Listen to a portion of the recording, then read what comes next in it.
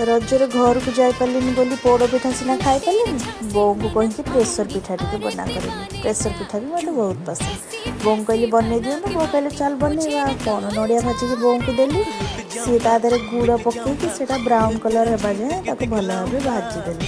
तापर बिरी चाउल जो बतरेकी रखी बाटिक तादे गुड़ और चीनी पकईकि तेजपत्र गुजराती आउ काजू नड़िया एमती सब भाजिकी रखी सब तादेह पकईकि भल भाव से गोलैदेले।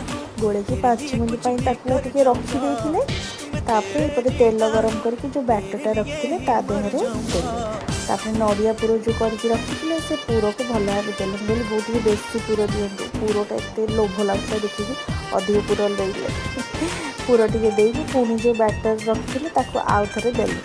बैटर को देकी पूरा लेयरिंग करके नड़िया और काजू फाजू जहाँ भाजिकी रखी ऊपर टे डेकोरेशन ऊपर दे देइचंती। तापरे घंटाटे गैस को सीम करके बसई देथिले।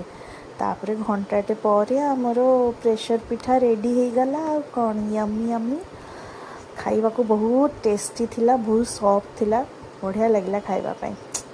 घर को सीना जापारे रजरे किंतु ये खर स्वादिया मो प्रेसर पिठा टी